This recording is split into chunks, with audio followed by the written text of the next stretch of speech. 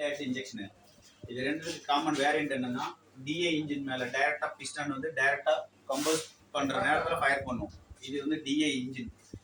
Indirect அப்படின்னா nearest வா combustion சேம்பருக்குள்ள fire ஆகி கம்பஷன் சேம்பர்ல இருந்து அவுட்புட் ஆகி தான் பிஸ்டனை ரன் பண்ணும். இதுக்கும் என்ன வேரியன்ட் அப்படின்னா, இதுல வந்து நாய்ஸ் வந்து ஹெவியா இருக்கும். இதுல வந்து நாய்ஸை வந்து லோ பண்றதுக்காக வந்து இது கொடுத்தது. மெயினா பார்த்தீங்கன்னா ஃபர்ஸ்ட் வந்து ஜீப்பு போலிரோ அந்த எல்லா வெஹிக்கிள் வந்து கம்பல்சரி டைரக்ட் இன்ஜெக்ஷன் எல்லாமே இதுதான். அது வந்து நாய்ஸ் அதிகமாக இருக்கும். ஆனால் இது மெயினாக பார்த்தீங்கன்னா 90% வந்து ஹீட்டர் பிளக் தேவைப்படாது. ஆனால் இந்த இன்ஜினுக்கு வந்து 100%மே ஹீட்டர் பிளக் கம்பல்சரி தேவை. ஏன் அப்படின்னா இன்டைரக்ஷன் வந்து அந்த அளவுக்கு ப்ரெஷர் நம்ம ரெடியூஸ் பண்ண முடியாது. அதுக்காக மட்டும்தான் கம்பஷன் சேம்பருக்குள்ள ஃபயர் ஆகி அதுக்கப்புறம் தான் ரிட்டர்ன் கீழே வரும். கம்பஷன் சேம்பர் வந்து ஹெட்டுக்குள்ள இம்பில்டாக தான் இருக்கும். இது வந்து டைரெக்டாக இருந்தால் ஹெட் டு பிஸ்டன் நிறுத்தினா நேராக இங்கே ஃபயர் ஆக ஆரம்பிக்கும். அதே மாதிரி இதோட ப்ரெஷர் இன்ஜெக்ஷன் ப்ரெஷரும் இதோட இன்ஜெக்ஷன் கம்பல்சரி வேரியன்ட் இருக்கும். இது வந்து 180 வருதுன்னா இது ஒரு 110 தான் வரும்.